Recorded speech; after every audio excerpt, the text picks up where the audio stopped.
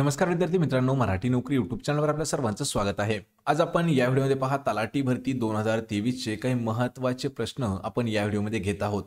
आणि मित्रांनो, या व्हिडिओमध्ये आपण पहा टोटल 26 जनरल नॉलेजचे प्रश्न घेतलेले आहेत आणि यापैकी सर्व जे प्रश्न आहेत ते पहा तलाठी भरती 2019 मध्ये विचारण्यात आलेले इम्पॉर्टंट असे प्रश्न आहेत।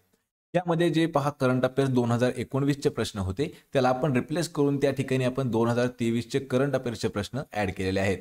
हा आपला व्हिडिओ क्रमांक 7वा आहे। यापूर्वी आपण 6 व्हिडिओ जे आहेत हे बनवलेले आहेत तलाठी भरती 2019 वरती। त्याच्याही लिंक मी तुम्हाला डिस्क्रिप्शन मध्ये दिली आहे, त्या ठिकाणी जाऊन आपण ते देखील व्हिडिओ पाहून घ्यायचे आहेत।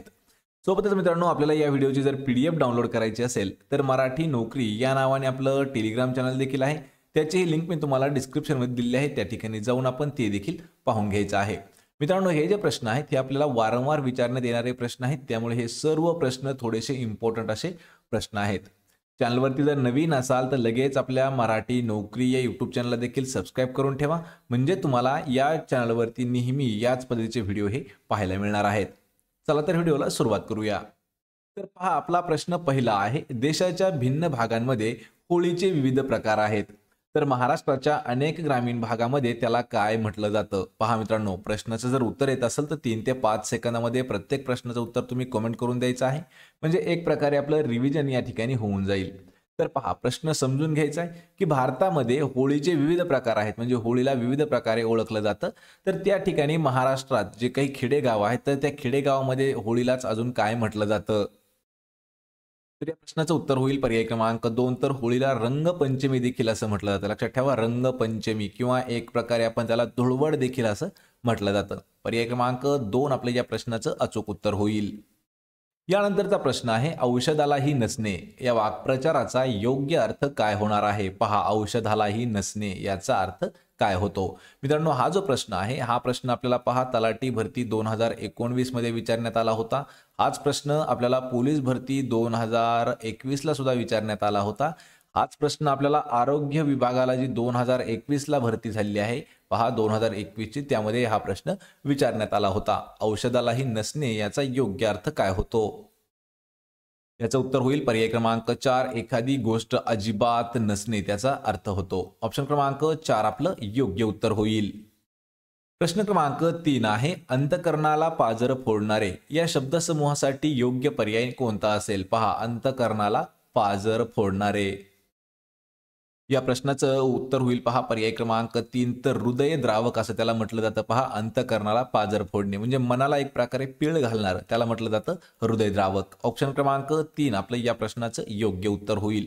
आणि मित्रांनो, आपल्याला जर महत्त्वाचे पहा म्हणी पाहायच्या असतील किंवा शब्दसमूह पाहायचे असतील, वाक्प्रचार पाहायचे असतील, तर त्यावरही आपण जवळपास 100 प्रश्न जे आहेत आपण ते घेतलेले आहेत, त्याच्याही लिंक मी तुम्हाला डिस्क्रिप्शनमध्ये देत आहे। यानंतरचा प्रश्न आहे, भारतीय रेल्वेद्वारे वापरल्या जाणाऱ्या जैव शौचालय यंत्रणेमध्ये मानवी विष्ठेला पाणी आणि बायोगॅसमध्ये रूपांतरित करण्यासाठी कशाचा वापर केला जातो। पहा, प्रश्न हा देखील आहे, पण प्रश्न हा 2019 ला विचारण्यात आलेला होता।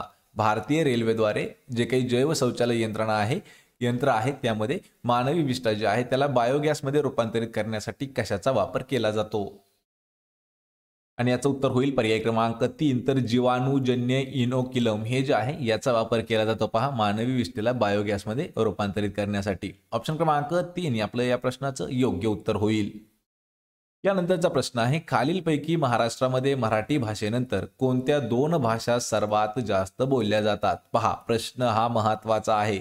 महाराष्ट्रामध्ये सर्वाधिक जास्त बोलली जाणारी आपली भाषा आहे ती म्हणजे आहे मराठी। आणि या ठिकाणी विचारले की मराठी भाषेच्या नंतर, लक्षात ठेवा, मराठी भाषेच्या नंतर महाराष्ट्रामध्ये अजून 2 भाषा बोलल्या जातात, तर त्या 2 भाषा कोणत्या आहेत आणि त्या सर्वात जास्त बोलल्या जातात। आणि या प्रश्नाचं उत्तर होईल पर्याय क्रमांक 4, तर सिंधी व कन्नड ह्या ज्या 2 भाषा आहेत। पहा, प्रश्न मित्रांनो हा महत्त्वाचा आहे। सिंधी व दुसरी भाषा अजून एक आहे कन्नड, तर ह्या ज्या 2 भाषा आहेत ह्या मराठी भाषेनंतर आपल्या राज्यामध्ये बोलल्या जाणाऱ्या जास्त प्रमाणात बोलल्या जाणाऱ्या भाषा आहेत। ऑप्शन क्रमांक 4 आपलं योग्य उत्तर होईल। प्रश्न क्रमांक 6 आहे, कोणत्या समासात दोन्ही पदापेक्षा तिसरेच पद महत्त्वाचे असते आणि हा सामासिक शब्द या तिसऱ्या पदाचे विशेषण असतो। पहा, प्रश्न हा इम्पॉर्टंट आहे। मराठी व्याकरणावरती आपल्याला एक सरळ व्याख्या विचारली आहे, व्याख्या परत एक वेळा समजावून घ्या। असा कोणता समास आहे की त्या समासामध्ये दोन्हीही पद म्हणजे जे पहिले दोन पद असतात त्या दोन्ही पदापेक्षा तिसरं पद जे आहे हे महत्वाचं असतं आणि तो जो आहे हा सामासिक शब्द त्या तिसऱ्या पदाचं विशेषण असतो, तेव्हा त्याला काय म्हटलं जातं? तर प्रश्नाचं उत्तर असेल पर्याय क्रमांक 3, त्याला बहुव्रीही समास असं म्हटलं जातं. लक्षात ठेवा, बहुव्रीही समासाची व्याख्या लक्षात ठेवा मित्रांनो. प्रश्न हा महत्वाचा आहे कारण आपल्याला जर व्याख्या समजली तर त्याचे उदाहरण देखील लवकर समजून जातात. तर कोणत्या समासात दोन पदापैकी तिसरेच पद महत्वाचं असतं आणि या सामासिक शब्दात लक्षात ठेवा तिसऱ्या पदाचं विशेषण असतं, त्याला म्हटलं जातं बहुव्रीही समास. ऑप्शन क्रमांक 3 या प्रश्नाचं योग्य आन्सर होईल. प्रश्न क्रमांक 7 आहे 36चा आकडा असणे या वाक्प्रचाराचा योग्य अर्थ काय होईल? पहा, 36चा आकडा असणे. तर या प्रश्नाचं योग्य उत्तर होईल पर्याय क्रमांक 3, वैर असणे किंवा एक प्रकारे एकमेकांचं न जमणे, त्याला थोडक्यात म्हणू शकतो आपण दुश्मनी असणं. लक्षात ठेवा, पर्याय क्रमांक 3 आपलं उत्तर होईल वैर असणे म्हणजे 36चा आकडा असणे. प्रश्न क्रमांक 8 आहे अकबराच्या मनसबदारी यंत्रणेखाली व्यक्तीला किती संख्येने घोडदळ ठेवण्याची गरज आहे हे त्याच्या डॅश श्रेणीवरून कळत असत. लक्षात ठेवा, महत्वाचा प्रश्न आहे. अकबराची जी मनसबदारी यंत्रणा होती त्यामध्ये व्यक्तीला किती संख्येने घोडदळ ठेवायची गरज आहे हे त्याच्या कोणत्या श्रेणी म्हणजेच काय तर कोणत्या कॅटेगरीवरून आपल्याला समजून येतं. याचं उत्तर होईल पर्याय क्रमांक 3. तर त्या ठिकाणी पहा, सवार ही जी श्रेणी आहे ही वापरली जायची. यामध्ये त्यांना समजून यायचं की किती व्यक्तीला किंवा व्यक्तीला किती संख्येने घोडदळ म्हणजे घोड्यांचं दल ठेवण्याची गरज आहे हे त्यांना सवार याच्यावरून समजत असायचं. पर्याय क्रमांक 3 आपलं या प्रश्नाचं योग्य उत्तर होईल. प्रश्न क्रमांक 9 आहे महाराष्ट्राने अटल सोलार कृषी पंप योजनेखाली नोंदणी करणाऱ्या शेतकऱ्यांची या मोफत भेटी देण्याचा निर्णय घेतला आहे. तर या योजनेखाली खालीपैकी कशाचा समावेश केला जात नाही? पहा, प्रश्न महत्वाचा आहे. तर अटल सोलार कृषी पंप योजना ही जी एक योजना आहे आणि यामध्ये ज्या ज्या लोकांनी काही रजिस्ट्रेशन केलं आहे तर त्या शेतकऱ्यांना गव्हर्नमेंटनं काही मोफत भेटी देण्याचा एक निर्णय घेतलेला आहे. तर त्या मोफत भेटी ज्या आहेत त्यामध्ये कोणाचा समावेश केलेला नाही असा आपला प्रश्न आहे. तर या प्रश्नाचं उत्तर होईल पर्याय क्रमांक 4. तर एलईडी टीव्ही जे आहे एलईडी टीव्ही त्याचा उल्लेख यामध्ये केलेला नाही. यामध्ये एलईडी बल्ब आहे, डीसी फॅन आहे आणि मोबाईल चार्जिंगचं सॉकेट आहे. या तीनही वस्तू आहेत ह्या या योजनेअंतर्गत देण्यात येतात, पण एलईडी टीव्ही जे आहे याचं ऑप्शन येत नाही म्हणजेच एलईडी टीव्ही दिली जात नाही. पर्याय क्रमांक 4 आपलं योग्य उत्तर होईल. प्रश्न क्रमांक 10 आहे डोंगर पोखरून उंदीर काढणे. पहा, डोंगर पोखरून उंदीर काढणे या म्हणीचा योग्य अर्थ कोणता असेल? याचं उत्तर होईल पर्याय क्रमांक 1. तर प्रचंड परिश्रम घेऊनही अल्प यश प्राप्त होणे. लक्षात ठेवा मित्रांनो, म्हणी मी तुम्हाला आत्ताच म्हणल्याप्रमाणे म्हणी ज्या आहेत या देखील इम्पॉर्टंट आहेत. तर ते आपल्याला पाहिजे असतील तर 100 म्हणी आपण महत्वाच्या घेतलेल्या आहेत. तर पहा, प्रचंड परिश्रम घेऊनही थोड्या प्रमाणात यश प्राप्त होणं त्याला म्हणतो आपण पहा डोंगर पोखरून उंदीर काढणे. पर्याय क्रमांक 1 आपलं योग्य आन्सर होईल. प्रश्न क्रमांक 11 आहे घटनेमधील कोणता अनुच्छेद अनुक्रमे राष्ट्रपती व गव्हर्नरचा अध्यादेश तयार करण्यासाठी अधिकार नमूद करतो? पहा, या ठिकाणी आपल्याला 2 अनुच्छेद दिलेले आहेत. पहिला कोणता आहे तर राष्ट्रपती आणि दुसरा कोणता आहे गव्हर्नर यांचा अध्यादेश तयार करण्याचा अधिकार कोणत्या अनुच्छेदामध्ये नमूद केलेला आहे? याचं उत्तर होईल पर्याय क्रमांक 4. अनुच्छेद 123 आणि 213 या दोघांमध्ये पहा राष्ट्रपती आणि दुसरं कोणतं आहे राष्ट्रपती किती आहे 123, राष्ट्रपती 123 आणि गव्हर्नर म्हणजेच कोणतं राज्यपाल जो आहे ते आहे 213. यामध्ये त्यांचा अध्यादेश तयार करण्याचा अधिकार जे आहे ते देण्यात आलेले आहेत. ऑप्शन क्रमांक 4 आपलं योग्य उत्तर होईल. प्रश्न क्रमांक 12 आहे स्त्रियांच्या स्थितीबद्दल जागृती करण्यासाठी आर्य महिला समाजाची स्थापना खालीलपैकी कोणी केली? मित्रांनो, या ठिकाणी आपल्याला पहा प्रत्येक वेळा विचारलं जातं संस्था आणि त्याची संस्थापक कोण आहेत यावरती आपल्याला प्रश्न हा नेहमी विचारला जातो. यावरही आपण एक महत्त्वाचा व्हिडिओ घेणार आहोत. तर पहा या ठिकाणी प्रश्न काय आहे स्त्रियांच्या स्थितीबद्दल जागृती करण्यासाठी आर्य महिला समाज जो आहे याची स्थापना कोणी केली आहे? आणि या प्रश्नाचं उत्तर होईल पर्याय क्रमांक 1. तर पंडिता रमाबाई यांनी आर्य महिला समाज जे आहे ही संस्था स्थापन केली होती. पर्याय क्रमांक 1 आपले योग्य आन्सर होईल. प्रश्न क्रमांक 13 आहे रक्तामधील कोणता घटक ऑक्सिजनचे वहन करतो? पहा, आपल्या ब्लडमध्ये असा काही घटक असतात की ते आपलं ब्लड जे आहे म्हणजे रक्त जे आहे त्याला वाहण्याचं काम करतो. तर ते वाहण्याचं काम कोणता घटक करतो?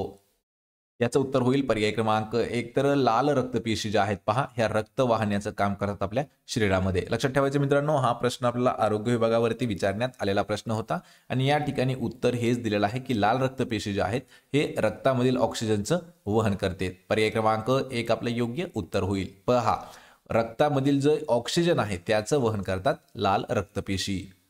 प्रश्न क्रमांक 14 आहे, महाराष्ट्रात महिला व विकासासाठी तळमळीने कार्य करणाऱ्या सेवाभावी व्यक्ती किंवा संस्था यांना डॅश पुरस्कार दिला जातो. या ठिकाणी असं आपल्याला दिलेलं आहे की एक कार्य दिलं आहे, तर त्या कार्यावरून आपल्याला ओळखायचे पुरस्कार कोणता असेल. तर पहा, महाराष्ट्रामध्ये महिला आणि विकासासाठी एक तळमळीने म्हणजे जो धडपडीने काम करतो अशा सेवाभावी संस्था किंवा जे व्यक्ती आहेत तर त्यांना कोणत्या नावाचा पुरस्कार दिला जातो. तर याचं उत्तर होईल पहा पर्याय क्रमांक 2. तर अहिल्यादेवी होळकर हा जो पुरस्कार आहे हा पुरस्कार दिला जातो पहा कोणत्या व्यक्तींना, की जे व्यक्ती महिला विकासासाठी महत्त्वाचं काम करतात अशा व्यक्तींना किंवा अशा संस्थांना अहिल्यादेवी होळकर हा जो पुरस्कार आहे हा देण्यात येतो. पर्याय क्रमांक 2 आपलं योग्य उत्तर होईल. प्रश्न क्रमांक 15 आहे, नेमणुकीच्या वेळी किती कालावधीसाठी महाराष्ट्र राज्य लोकसेवा अधिकार आयोगाच्या मुख्य आयुक्ताची नेमणूक करण्यात येते. पहा, प्रश्न महत्त्वाचा आहे. जे महाराष्ट्र राज्य लोकसेवा अधिकार आयोग आहे याचे जे मुख्य आयुक्त असतात त्यांची निवडणूक जी आहे किंवा त्यांची जी नेमणूक आहे ती किती वर्षांसाठी केली जाते. या प्रश्नाचं उत्तर होईल पहा पर्याय क्रमांक 1. तर त्यांची नेमणूक जी आहे ही 5 वर्षांसाठी केली जाते. लक्षात ठेवा, 5 वर्षांसाठी जे आहे हे महाराष्ट्र राज्य लोकसेवा आयोग अधिकार आयोगाचे मुख्य आयुक्त आहेत त्यांची नेमणूक केली जाते 5 वर्षांसाठी. ऑप्शन क्रमांक 1 आपलं उत्तर होईल.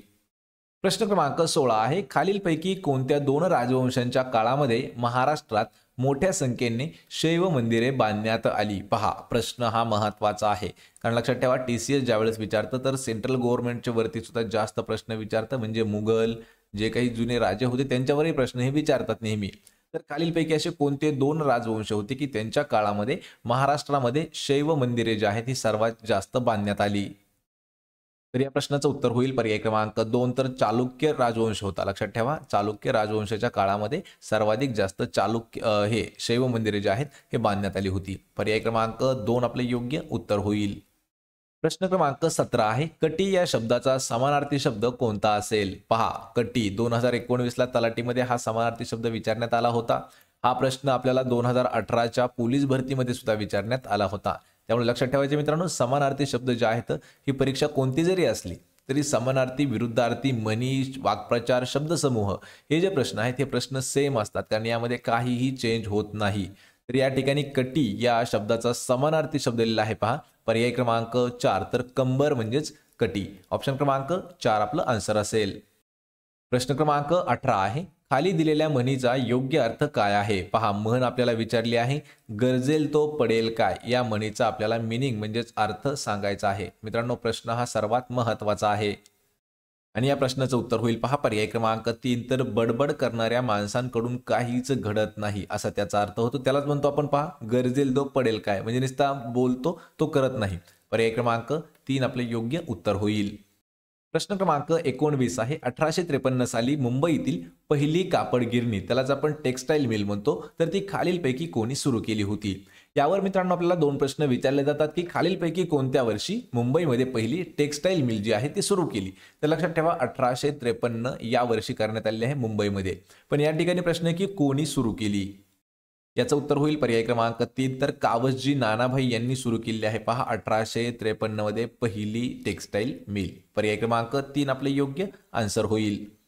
प्रश्न क्रमांक 20 आहे, जिल्हा परिषद अध्यक्ष आपल्या पदाचा राजीनामा हे खालीलपैकी कोणाकडे देतात. पहा, झेडपी अध्यक्ष जे आहेत महत्त्वाचा प्रश्न आहे, जिल्हा परिषद अध्यक्ष आपल्या पदाचा राजीनामा कोणाकडे देतात.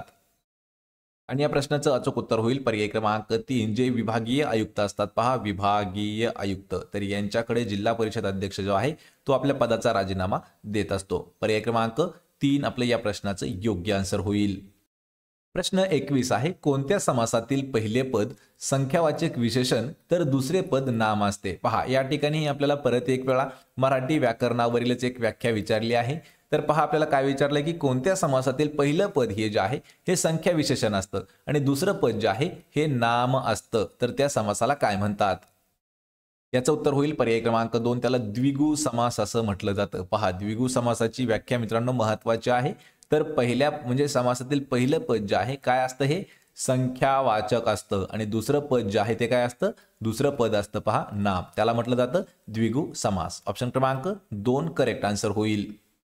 यानंतरचा प्रश्न आहे पहा, भारतामध्ये फिनटेक धोरणाची योजना करणारे महाराष्ट्र शासन हे कितवे राज्य होते? पहा, आपल्या राज्यामध्ये फिनटेक धोरण जे आहे याची घोषणा करणारे महाराष्ट्रामध्ये कितवं शासन होतं, म्हणजे महाराष्ट्र शासनाने केली होती तर ते कितव्या क्रमांकाची होती?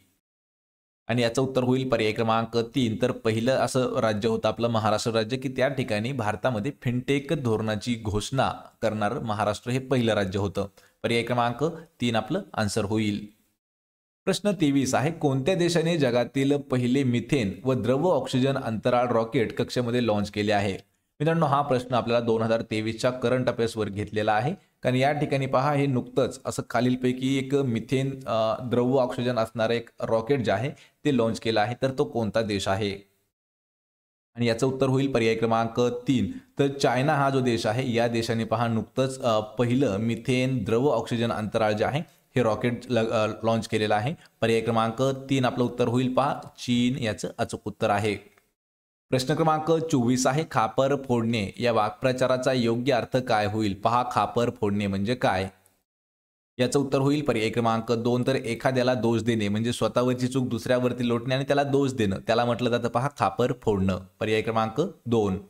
प्रश्न क्रमांक 25 आहे, भारताची पहिली अत्यंत गंभीर कार्बन डायऑक्साईड ब्रेटन चाचणी लूप सुविधा जी आहे ही कोणत्या ठिकाणी सुरू करण्यात आली होती? 2019 मध्ये हा सर्वात महत्त्वाचा प्रश्न होता, कारण हा प्रश्न आपल्याला 3 वेळा हा परीक्षेसाठी विचारण्यात आला होता। वेगवेगळ्या एक्झामसाठी म्हणजे वेगवेगळ्या पेपरसाठी हा प्रश्न 3 वेळा घेण्यात आला होता। तर भारताची पहिली अत्यंत गंभीर कार्बन डायऑक्साईड असणारी ब्रेयन चाचणी जी आहे लूप सुविधा ती कोणत्या ठिकाणी सुरू करण्यात आली होती? याचं उत्तर होईल पर्याय क्रमांक 1। तर ती बेंगळुरू या ठिकाणी सुरू करण्यात आलेली होती। ऑप्शन क्रमांक 1 आपलं आन्सर होईल। प्रश्न क्रमांक 26 आहे, एकाच आईच्या पोटी जन्म घेतलेल्या मुलांना काय म्हटलं जातं? पहा, एकाच आईच्या पोटी जन्म घेतात त्यांना काय म्हणतात? आणि याचं उत्तर होईल पर्याय क्रमांक 4। तर त्याला सहोदर असं म्हटलं जातं। पहा, सह उदर म्हणजेच सहोदर, एकाच आईच्या पोटी जन्म घेतलेले। पर्याय क्रमांक 4 आपलं योग्य उत्तर होईल। तर मित्रांनो, हे होते पहा महत्त्वाचे 26 प्रश्न। आपल्याला या 26 प्रश्नापैकी किती प्रश्नाचे उत्तर देता आले हे मला कमेंट करून नक्की सांगा।